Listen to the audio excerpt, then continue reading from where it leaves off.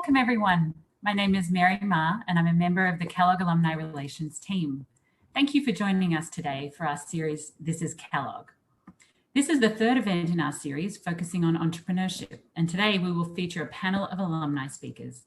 Today's presentation will last about 1 hour, and we encourage you to submit any questions for our panelists at any time via the Q&A icon that's at the bottom of your screen. This program is being recorded. We will address audience questions towards the end of the program. And with that, I'm very happy to turn it over to Dean Francesca Cornelli to start our program. Hello, everyone. Thank you for joining us. This is the third and final event of the This is Kellogg series on entrepreneurship. You can still find online our first two events. The first one, we had a conversation with a Kellogg alumna, Christina Junqueira, co-founder of Nubank. In the second session, we had a panel of Kellogg faculty talking about research and entrepreneurship. And as our tradition, as we are finishing with a great panel of great alumni who are entrepreneurs. And I'm so delighted to be joined today by Ariel Cohen, EMBA 2008, co-founder and CEO of Trip Actions, Hilary Coles, MBA 2016, co-founder and SVP Brand and Innovation of Hims and Hers, and Sam Shank, MBA 2004, co-founder and CEO of Hotel Tonight.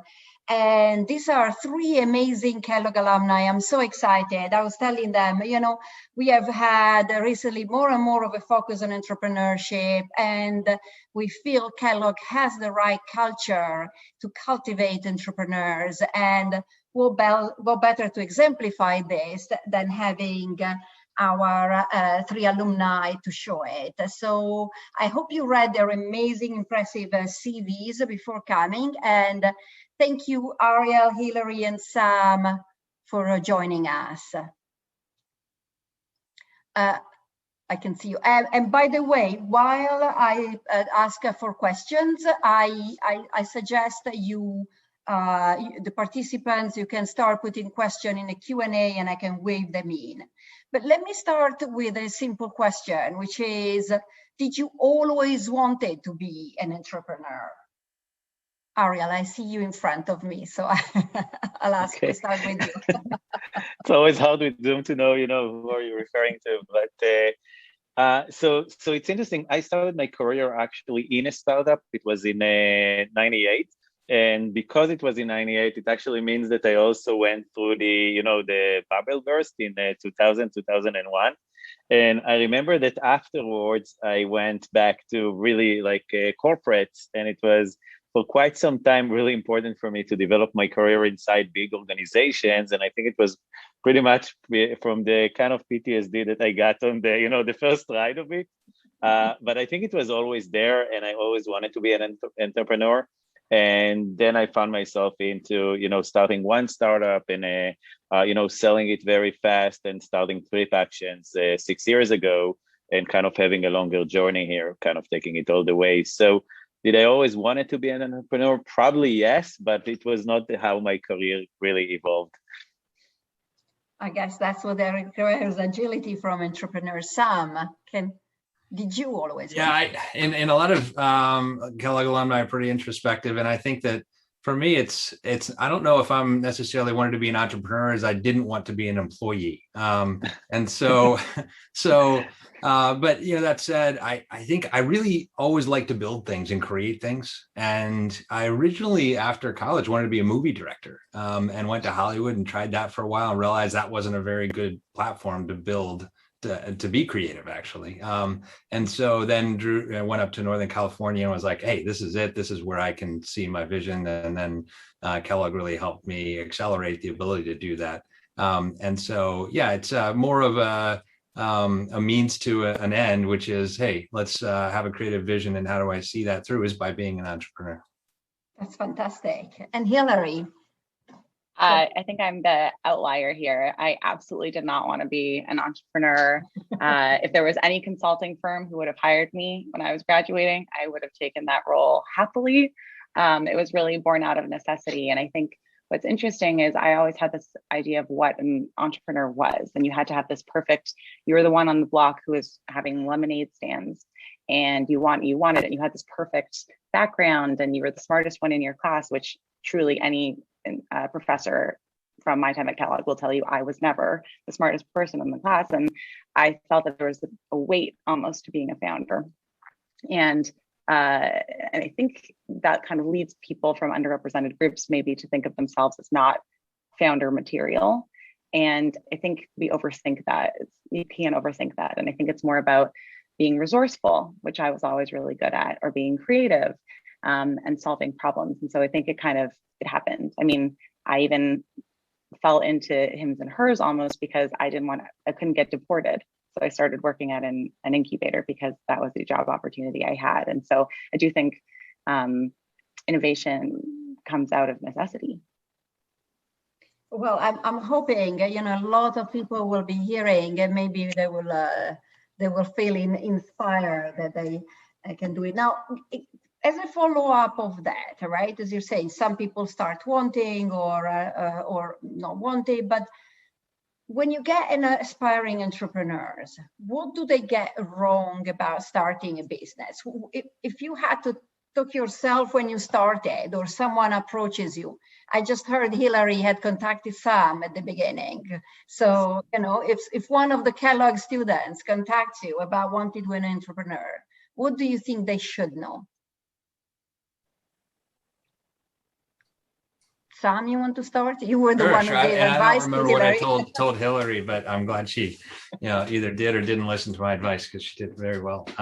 My first two companies were very small and not memorable, and it was because they made something that was slightly better than something else.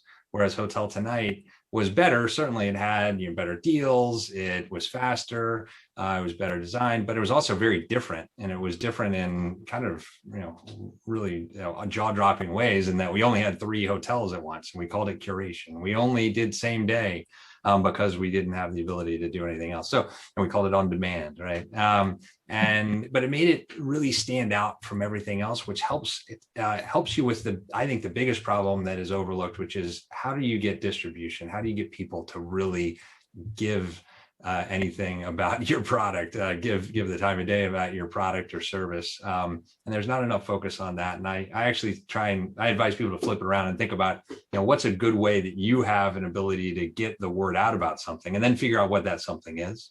And it also often starts the other way around, which makes it a lot harder. And speaking from a lot of late nights and tears on the first 2. Well, and Hilary, given that you didn't want to be an entrepreneur, what advice would you give to someone who wants to? True to form, it's very practical. I think the best marketing advice I've gotten ever was from Kellogg. And I remember Professor Calkins saying, "You are not the customer ever. You're not." And I think what a lot of people get wrong about entrepreneurship, and it's not their fault because this is what's mostly the stories you find in PR, is that you have this brilliant light bulb moment and you're passionate, it's your lifelong passion, and all of a sudden you launch it and the people flock to you. And I think in that passion and in that enthusiasm, it's overly romanced, and maybe the rigor on product market fit isn't always there. I think back to my grandfather, an Eastern European immigrant, and he started a hotel furniture business. I remember asking him when I was a little bit of the ways into hims and hers, was carpentry, was furniture your passion? And he looked at me like I had 3 heads. He said, "No, I saw a need and I built for that." And, looking at my experience specifically, I certainly didn't dream of solving erectile dysfunction from when I was a young girl. But these are the kinds of stories that you see in the media. But the things that I was solving when I was looking at this problem were customer empathy, physical touch points. These are all things that I fell in love with. And I think if you do a good job with those starter problems, you get to tackle even bigger problems, and then it becomes a passion if you're lucky. That's amazing. Ariel. Yeah, I think that probably, and I had this experience of having one startup which was small and really taking it to a way more successful startup. And I think it comes down to really finding a real problem to solve in a really big market, right? And I think it's critical. And if you do that, then you can focus on getting to product market fit. I think that once you're getting to product market fit in a big market with a real problem, then you can make so many mistakes, right? And you will make so many mistakes, but you'll continue to grow and you continue to keep this momentum and attracting the right talent into your organization, which is super, super critical. There is nothing that fuel, a new company more than having the right people there. So I think it's really starting from the beginning. It's not an idea. I completely agree with Hilary. It's not like, there is this day and you have an idea. It's really to think through identifying the right market, and it has to be big, and being in product market fit as fast as you can.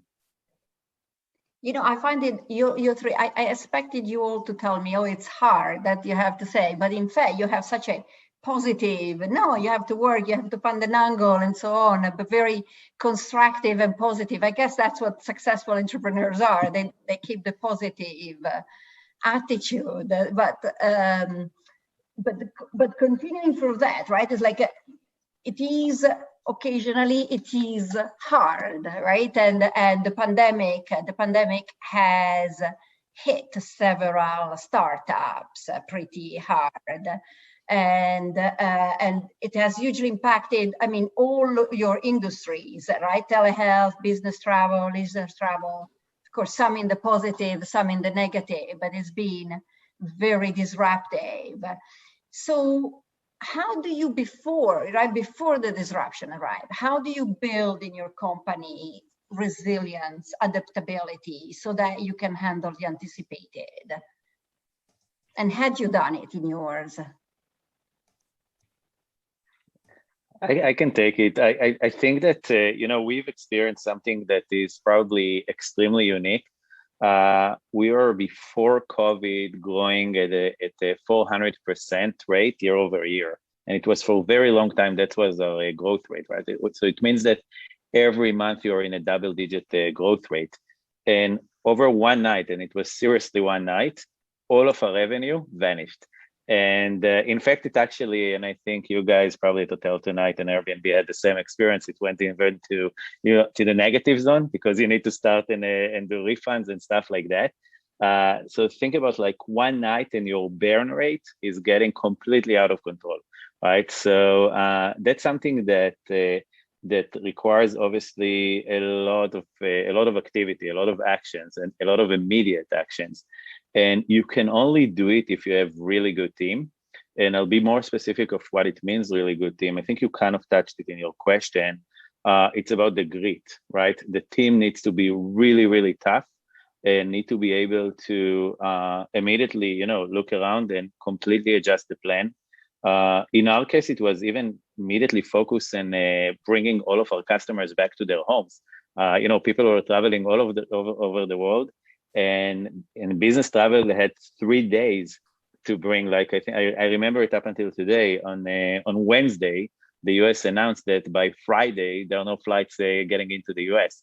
So think about your call center, which, by the way, on the same time, we needed to mobilize the entire team, including our call center, including our global call centers, to work from home. So you are basically not even thinking about the fact that your revenue went down to zero. You're just trying to stabilize everything, the service, the bringing everybody home, to mobilize your team, to work from home. And today it's easy, but back then it was not a straightforward task. And then you need to start and plan. But again, it's about the team, it's about the culture. It's about making sure that your team are really mission-driven people, so they can switch, right? We switched overnight to do something else, and they did it.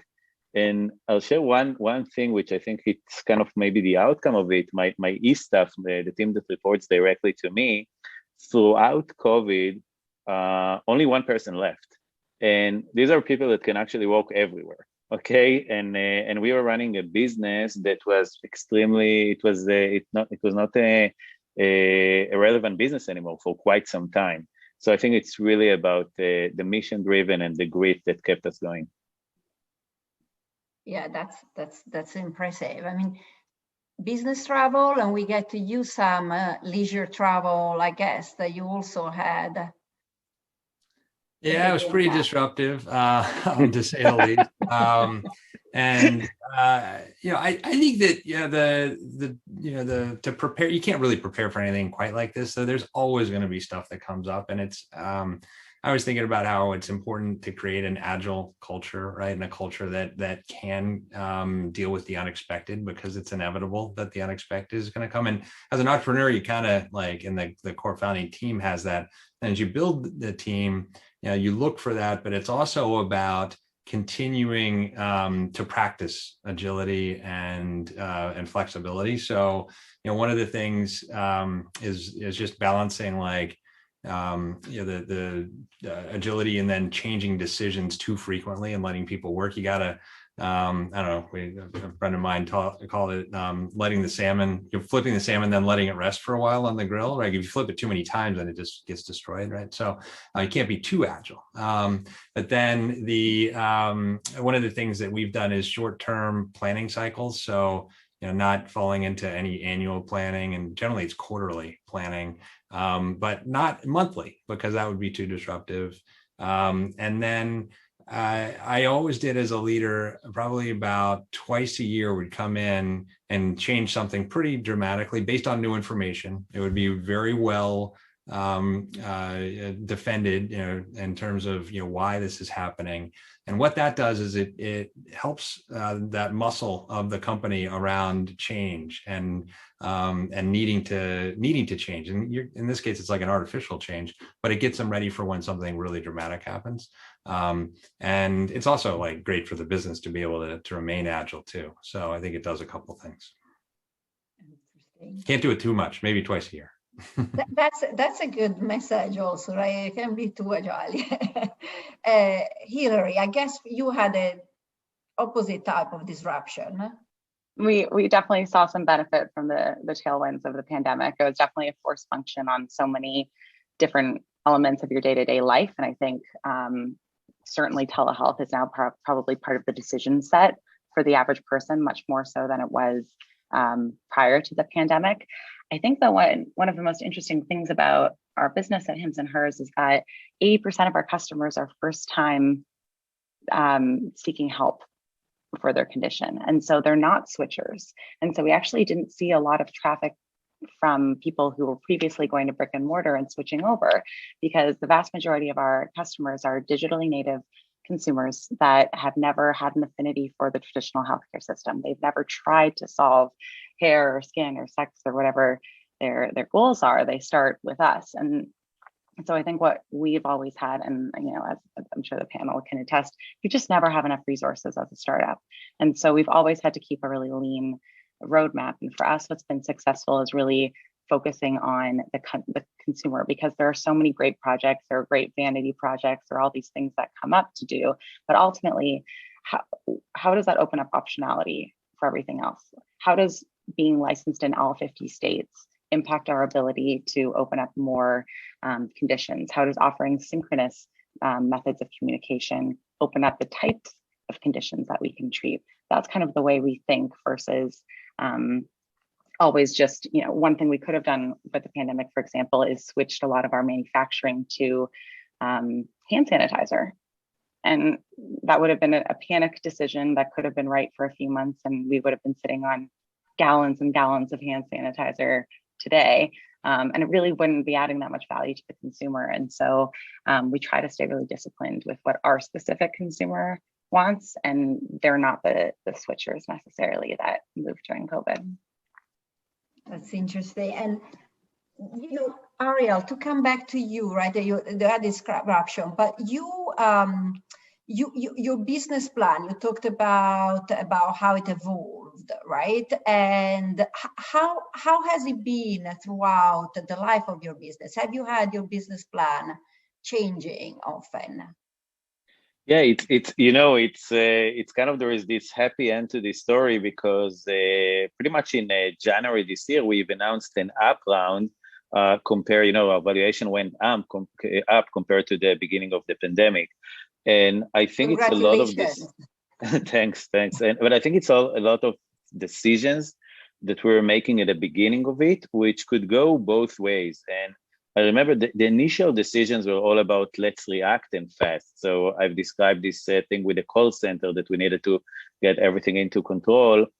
There was another important thing. We needed to get our cash balance into control, right? As I was saying, we are running a pretty big company. We had back then close to 1,200 employees, growing really fast, and we needed to hit the brakes, right? So unfortunately, we needed to run layoffs and really, really fast. And for a company that was always in growth mode, it's something hard, right? And it's the question is, what do you do on the next day, and how do you rally the team, and how do you show them hope, and most importantly, maybe how do you use the opportunity? And in our case, it was to take more market share. So we made a decision that was a bet, which could have gone to both directions. And it was to continue to invest in our go-to-market, because we had this assumption that our competitors that are much more traditional businesses, it will be very hard for them because of the way that they're financed to stay in the market, to actually keep their sales team, their the account management and all of this in the market. And it allowed us to win during COVID, selling business travel and expense management, something that people didn't really need during COVID, to really expand our market share. We in fact doubled it. And we signed customers that before COVID, probably we wouldn't even have imagined that we would have signed, guys like Netflix and Heineken and Thomson Reuters, really big accounts across the globe. And it is because of that decision to continue to burn cash while we are running out of cash to win more market share. But on top of this, we also innovated and we added an entire completely new business. It's a business of a combination of credit card and expense management, something that completely cancels everything around expense management, making the activity really magical. And that's something that actually generated revenue immediately. So by, on one side, focusing right on the actions that we needed to do it immediately, but then also not really being afraid of continue to be a startup, continue to bet, continue to innovate, continue to listen to our customers. What do they need during COVID? For example, they needed a safety map that will show them where their employees are. And some customers throughout COVID needed to continue to travel. Some of them, Rivian is a customer of ours, and they needed to build a car. So you cannot do it over Zoom.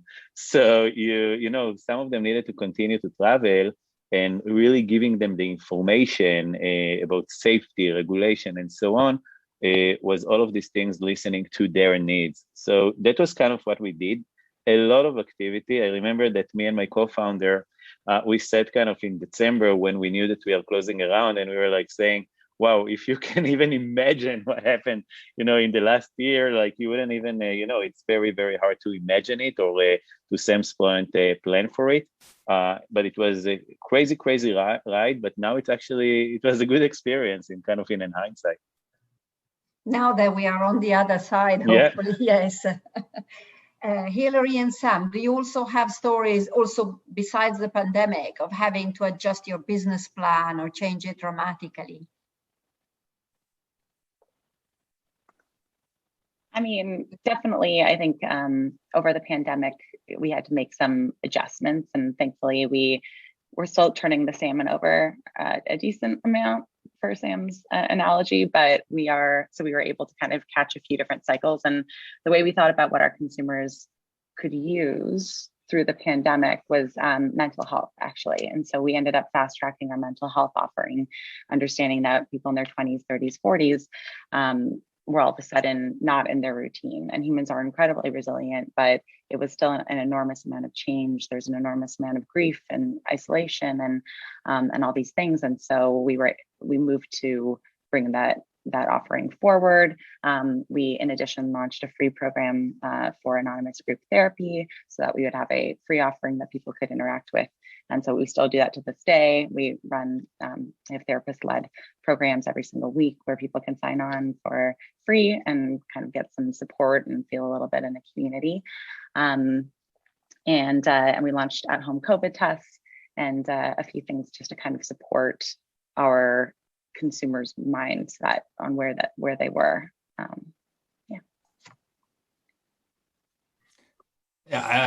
My story about disruption, it was before COVID and it was very self-inflicted. It's when we almost ran out of money and had to restructure the company.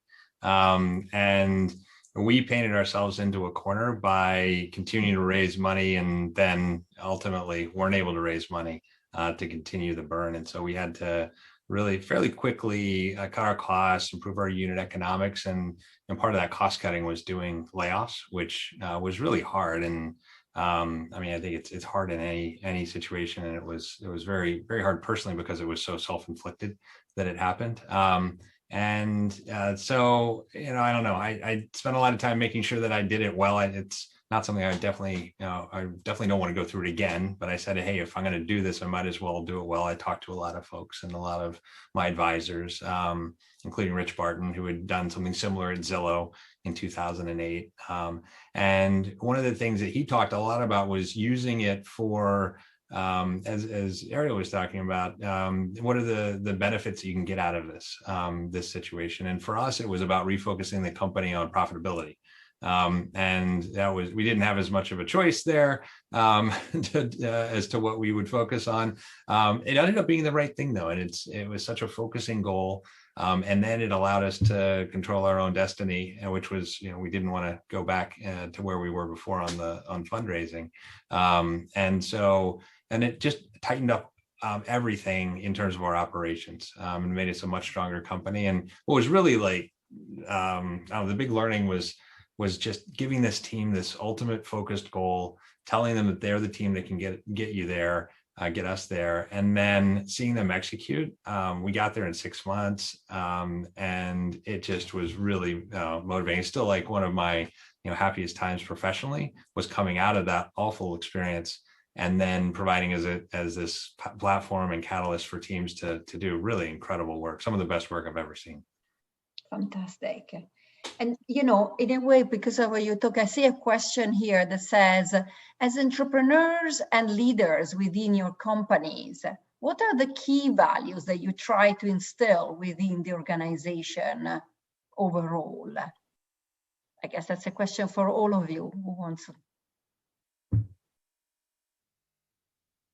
Anybody? I can jump.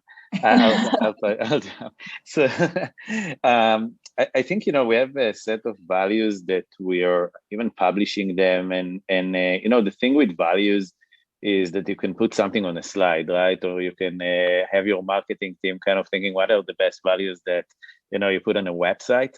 The problem with that is that, it's very easy to see that you are not really, adhering to these values. So we took a lot of time to think, what are and it started with the founders, right, with me and with Ilan, but it went kind of through the management team and employees that were here at the beginning. And for us, from day one, there are two really, I would say, important values. One was really, it's all about the user and all of the users and all the time. And you'll go around Trip Actions and it's almost like a mantra. And people will think about it all the time. And I would say, maniacal focus on the users in this company is pretty much what gets us going. And that's a value that really everybody believes in this company.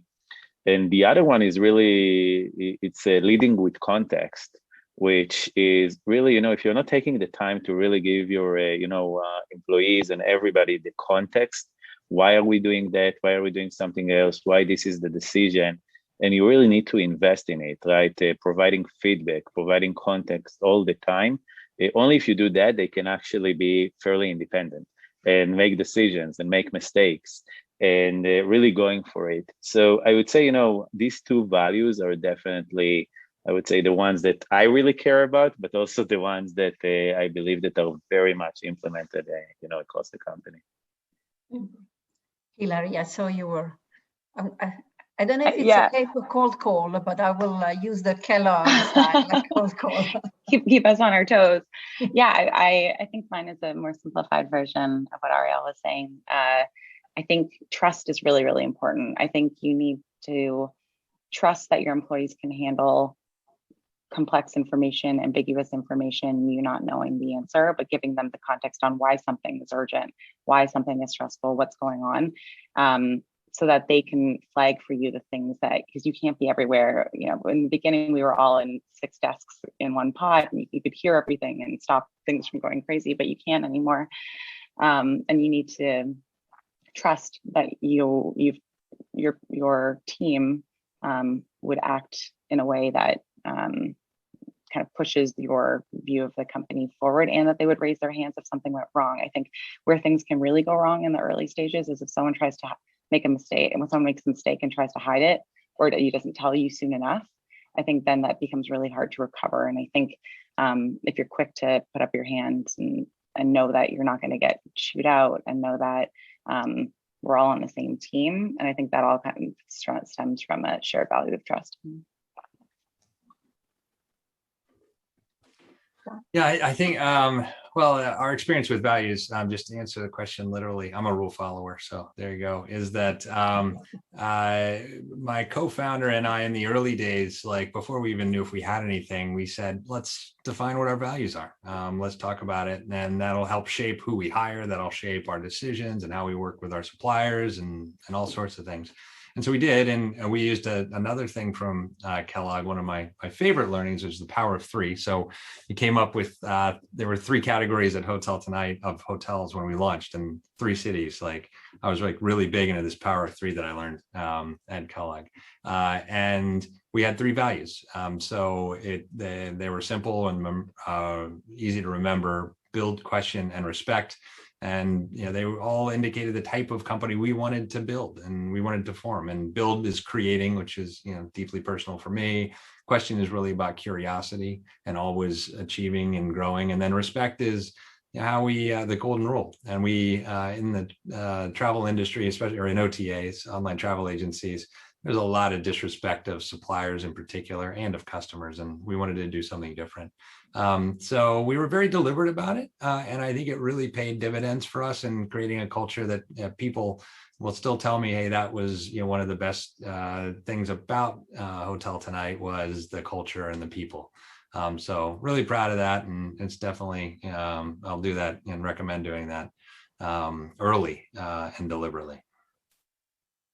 And I see another question here. It says, I imagine the founding a company takes a lot of time and effort at the beginning. How did you structure your time to not lose focus on other life priorities? Any tips for aspiring entrepreneurs? I don't know what other life priorities there were during that time. I'm not, it does not compute. What is other? During the early stages of Hotel Tonight, we went from the idea to getting it launched, and then a few months of really intense getting it off the ground. And during that time, we were all in, and that was by design. And I would talk to my family and talk to my friends, and said, hey, this is what I'm going to be doing, and why. You're not going to hear from me. And then after it got established, after we were able to hire some people, after we got some money, then it was able to get back to some more, I don't like the word balance, but certainly more variety of what I was doing during the day. And because that level of that intensity of all in, it's not sustainable, and quality of execution will suffer. That's a good advice. Ariel, you feel the same, or? I think the early days, and I would say even the early years, the reality is that there is a big price, right? There is no. I had 3 kids while I was while I started Three Factions, and you pay the price, right? You don't really see them. You're very, very much focused, and even if when you're at home, you're not there, right? You're always, in your head, in your thinking, waking up in the middle of the night, sometimes worried, sometimes terrified, sometimes just, so. I think, people are always seeing the smiles and, and the funding rounds and the headlines and all of these things. I think it's tough, and you need to recognize that it's tough, and you have to be willing to pay the price. And that's the reality. I would say that as we were kind of going to our C round, it was interesting. We were actually in our C round, got to this $1 billion valuation status that every startup kind of wants to do. And we're getting really good VC, Andreessen Horowitz, with really good partner with Ben there. So, we were like, the poster child of what you would call a, successful startup. And on the same time, I was really burned out. Like I couldn't sleep well. I couldn't think well. I was really probably close to depression. And I was kind of seeing how I'm losing any type of joy while the company is in its best, time ever. And I think I did something that was super smart. And since then I'm doing it every year, which is to just like get out. I went out for 10 days. You couldn't find me. I actually went to this place in the mountains in Japan. I'm not kidding. Isolated myself there. And after 10 days, I got back. And I got back fully energized and almost like, like a new person. But I was also much more balanced afterwards and tried to actually find more time for myself. And now since then, I'm really making sure that I'm doing it every year, taking this time off, also having other things that I'm doing, spending more time with my kids. So I would say you can definitely burn yourself out, but again, I don't know any other way to deal with the first, few years of a startup. I agree. That was very similar to my experience, especially when you said you could be there, but not actually there. Like a negative customer review would send me spinning at a dinner, like the one dinner I would try to make time for. I was never very present. If I wasn't working, I was sleeping. It's very demanding. And I think the tricky thing about burnout is that it sneaks up on you because it's all very, very exciting, right? You have high highs, low lows, it's all over the place and it keeps you going and you're waking up in the middle of the night. And it's kind of like being in love almost in a weird way. It just like, it fuels you and you're not eating and it's all kind of going, which all of this is not healthy and I'm not endorsing. But that's why I think it sneaks up on you. And then all of a sudden you realize you can't get it. The highs don't feel as good anymore. And so I think some of the advice that's kept me a little bit more balanced in the past 2 years is that it's never as good as it looks like from the outside. And it's also never as bad as it looks from the outside. I've had, days where we have a bunch of incredible press that have been among my lowest times of my professional career. And people reach out to you and they're very kind and you're struggling. And vice versa at times where the market or people are saying all sorts of negative things about you or your business. And I've never felt better about what's going on. So I think it's important to kind of regulate the spikes as much as you can. It seems to be excellent advice. All of you, right? It's the same theme, really. And in a way, there's a question here that says, how does passion change over time as the business matures? And it's interesting because you're talking about, different cycles in your own mood and excitement, but does the passion for your business, does that also go through cycles, or does it change? Or you're still always convinced? Sam, let me go to you first.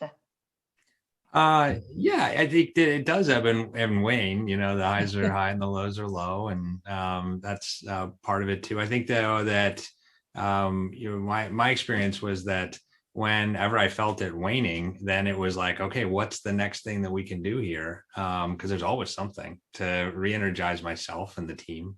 That's one aspect of it. And then I also, just in terms of introspection, what I found is that why I started the company, which was building the product, right, turned into and getting energized about that and how people were using it and thinking about the brand and talking about the brand. It ended up being the building of the culture and the building of the team and creating a place where people could do the very best work of their lives. That's where I ended up getting my energy from. And it was very unexpected and very energizing. So anyway, the long and short of it is that, the sources of it changed. And then also, it's a lot of it's, discipline and self-direction and the agency that you have as an entrepreneur and a leader of a company to shape your own energy and a responsibility too. Yes. Ariel and Hilary? I think there is something, and it's actually similar to Sam. First of all, I think there is definitely kind of this roller coaster effect and this, different stages of your mood and where the company is dealing with, and so on. But really, similar to Sam, the way that I'm energizing myself is by solving the next thing. And there is always the next thing, and it's always extremely exciting, right? It's to solve a big problem, to innovate on something, to win a new customer. So that's usually how I'm kind of getting back my energy. And I think a lot of people that are part of a startup or are building startups are like that. So that's pretty much how I'm kind of handling this. Yeah, I think that's right. For me, I think looking back on it, our company changes pretty significantly every 6 to 9 months, and what it needs from me in the next iteration is different from what it used to. And I think that was very difficult in the beginning because you get all of your self-worth from this company, you're spending all your time on it, and it's a startup, so you're wearing all of these different hats. And I remember how devastating it was in the early days to lose a function to a far more qualified person than me, mind you. Probably the only thing I wasn't sad to lose was supply chain, but everything else, it's tough because you get all of your self-worth from it. And I think it took me a little while to understand that my hiring people, creating a healthy culture, to Sam's point, setting longer term strategy, being more hands-off was actually a healthier thing that I could do for the business. And then every year I do take a moment to think, if I only have one more year here, what would I like to accomplish? And that usually rises like my personal passion project to the top.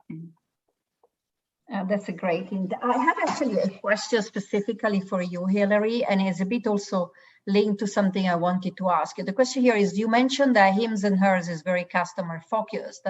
How do you manage to stay focused on the customer and imagine the customer experience when you may be focused on male identifying customer as a female founder? And in a way, if I can just mix it in with with what I wanted to ask you, because you launched Hims first, right? And then Hers. Yeah. So is there a difference in focusing on a company focused on male identified customers versus female identified customers, or not of your, right? It's the same. Yeah. I think our whole thesis on launching Hims was that there was virtual tumbleweeds in men's wellness and self-care, yet there was the wellness industry was reaching 4 trillion when we started working on it a couple of years ago. And so we felt strongly and still feel strongly that brands specifically were overthinking the difference in gender, that almost so many things were tailored to women out there, but there are universal niceties as a human consumer. Not everybody, but there's a portion of people who appreciate nice packaging, who want things to smell good, who want to feel good about themselves, who want to feel good about where they're putting their dollars. And a lot of the men's experience on the market when we entered was, everything was 3 liters of red and black packaging, or everything was super macho, and there wasn't a lot of care taken with it. And so our approach was, what would happen if we didn't phone it in and we really cared, and we focused on this universal belief that everyone wants to feel good about themselves. And if you could feel good about yourself and feel less self-conscious of the things that could keep you up at night, like your hairline, your skin, how you show up in the world, that maybe you could focus more on being the person you wanted to be, whether that's a better father, better employee, better partner. And so I think in that way, largely men had been kind of written off as more Neanderthals, not as researched, not as desirable as customers, I think, as women, and they're actually extremely loyal. And they do appreciate the extra care, we have found. And so I don't think it's that different. And in terms of being a female founder, I think if you look at all the women's fashion, beauty, brand conglomerates in the world, if you eventually trace back all the way at the top, it's all a bunch of men in the boardroom anyways, making decisions for women anyways. So I feel pretty good about that. Yes, I'm sure. In fact, I was surprised I still didn't have a question about female founders. Actually, let me ask all 3 of you, because of course, Hilary being a woman will feel it, but there's a lot of discussion, right, about having more female founders or changing the Silicon Valley in California. Do you see a change in the environment in your areas? I think there was a change, and I think it yet to be seen with how COVID is impacting this. And I actually think there is definitely the risk of going backward. I can tell you that, like, in my company, my staff is actually very much it's pretty much there 50-50 women and men, and but it's definitely, I think, not representing the norm. So yeah, and it's yet to be seen if it's continuing to go to the right direction or we are kind of going backwards. But I think that there is something to be worried about in the context of COVID. Yeah, I've seen a marked shift, and way more female founders, and since I started companies, and it's been really great to see. And then it's, I see it more now within the executive ranks at Airbnb, and it is very balanced, and it's to the point where it would feel abnormal if it wasn't. Would be the case, which I think is, I didn't even think about it until the question was asked, which is good. And that indicates, and I think is very representative of the progress that we're making. I think we have a lot of work to do still. It's definitely getting better. But I think that particularly in the past year, there's a lot more deserved and overdue spotlight on the types of structural institutions and barriers that exist for people in underrepresented groups. And in worlds like venture capital and in worlds like entrepreneurship, underrepresented groups are essentially everyone that's not a white man. And so I'm encouraged by some of the conversations that are starting to happen. I think one example that I'll offer for anyone who's curious on the call today is when we moved to a remote, our office headquarters used to be in San Francisco, and it's really hard to hire inclusively in San Francisco, because even to get to San Francisco, you have to be at a certain financial level already, right? It's one of the most expensive cities in the whole world. And by moving our office to be remote only, we've actually been able to hire much more inclusively, been able to be much more diverse, which has been studied multiple times over, actually produces much more creative and absolutely stronger work as a result. And so I think possibly some of the good to come out of things changing, like people working remote, could be a more diverse buildup, which I think will lead to better businesses. That's very interesting. I see a question, actually, I did have a question about remote work, but I see a question here about Kellogg, so I cannot let it pass. It says, can any one of you share a particularly great fellow Kellogg alum connection moment where a Kellogg came through, or where someone else without a Kellogg degree had a strong Kellogg expectation and appreciation that you were capable of? I hope some of you have. Well, my co-founder, Jared Simon, is from Kellogg. And the story, though, is he was 02. We didn't meet until after I graduated from Kellogg, and another Kellogg alum put us in touch. And we I actually tried to hire him for my first company. And we talked for quite some time, and then he called me and said no. And so I joke with him, and then 4 years later started working on a Hotel Tonight, and called him, and there was like amazing serendipity around the fact that he had just gone out with his wife for an anniversary and tried to get a last minute hotel. And they walked into the Hotel Vitale in San Francisco and paid an arm and a leg. And he's like, I needed this. And then the rest is history. He's got a much better founder story than I did, which is I wanted to build cool apps. But the fact that we were able to even though he turned me down, we stayed in touch and maintained a friendship, I think said a lot about, the values that we both had. And even though, the thing that he went to didn't work out the way he wanted, my thing certainly didn't. And we both stayed in touch, and then we were able to come back together and work so well together at building this company. I think, it's easy to say, well, what did Kellogg do for you? Like, yeah, that's it. That's it. Yeah, it's also a great story. We tell people, right? Keep the the networking is not transactional. You have to create relationship with people. For Yeah, the I do long joke run. that I started Hotel Tonight just to hire him. So.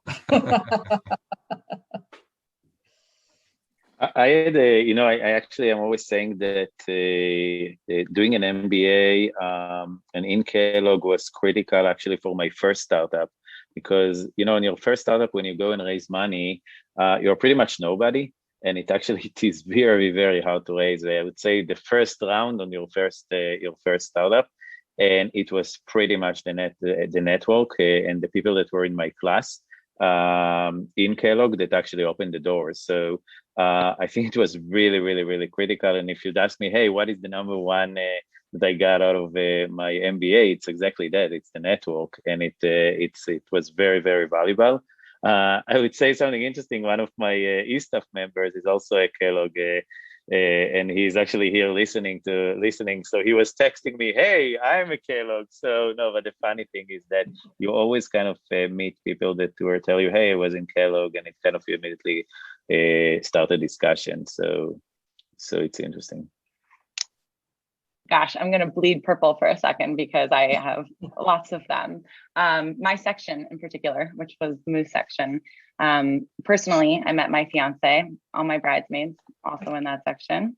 And then I got introduced to my co-founder through my friend Nick, who is in a section, and he actually, anyone who was close to me knew how much I struggled to get a job after Kellogg. No one really knew what to do with a nonprofit background Canadian. I didn't really know what to do with myself, and everyone was trying to reach out and help all the time. And my friend Nick had seen that one of his friends was looking for a product manager, and Nick knew I was looking for something like a product manager, but I was actually looking for product marketing at the time. And he introduced us. I thought I was interviewing for one job. Andrew thought I was interviewing for another job, and we just hit it off. And we talked for like 90 minutes about brands we admired and the life we believed in, and the rest is history. So I owe a lot to Kellogg. Well, I have to be very thankful because this is actually one of the things that I tell the students when they come in, and it is the Kellogg alumni always come through, and it's great that you all three have these great the stories. Now, let me start. I see so many questions. I'm struggling to find. I see one. It says, all startups require funding. Based on your experience, are there any activities related to funding that you would suggest an entrepreneur avoid, like the plug? Don't do any angel pitch events where you have to pay for admission. That means that you're the one that's the customer, and they should be wanting to have you. I don't know if they still do that or not, but I know Band of Angels was notorious for that. And it's just, there should be no taking money from entrepreneurs. I agree. I think you need to ask yourself, why are you starting, and what are you trying to achieve? If you're just starting a business, I'm not sure that you have to raise money. If you're trying to build something really, really big, that create like something like that makes a difference, I think you have to raise money. So it's really up to what exactly are you trying to do? Why are you doing it? And once you figure that thing out, then you decide how to raise money, and if you need to raise money, and so on. All really good tips. I would say all money is not equal. I think be really careful about who you take money from. If there's anything that throws you off in the beginning, that is absolutely a sign that it will get worse later on, and you are going to be in partnership with these people for a long time. So find people who believe in you and who are excited about what you do, and who aren't just trying to make you X for Y company, which is what I think a lot of investment can be.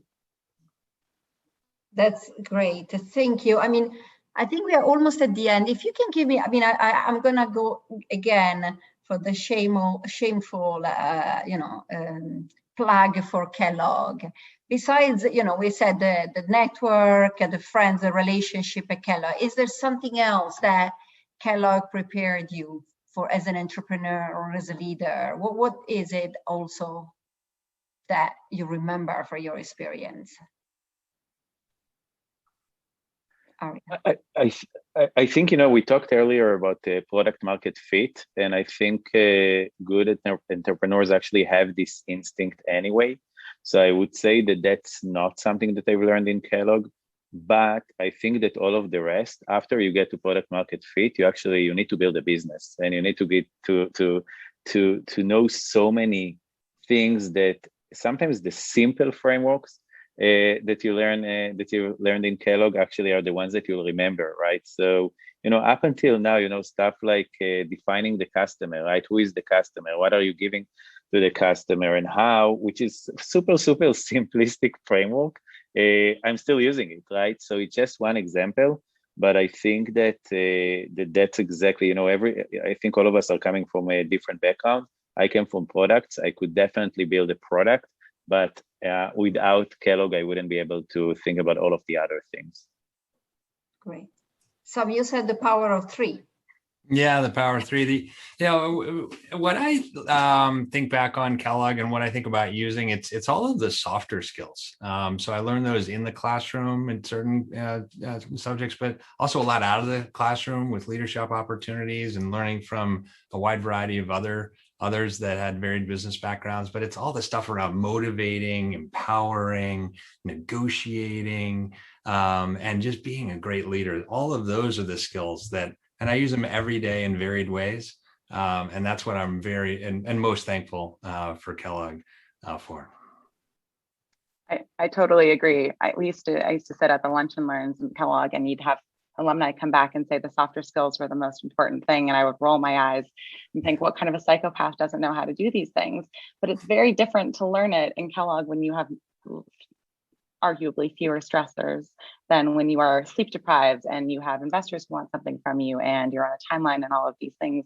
And having that muscle, I think, has been incredible. I mean, the fact that somebody who took approximately 0 healthcare classes and maybe a half credit in entrepreneurship in my entire time there has started a healthcare company, I think is really testament to the flexibility of the curriculum and the soft skills to, building consensus, driving influence, applying frameworks in ambiguous situations, all of those things that seem maybe obvious at the time, but really I think have been core to my growth.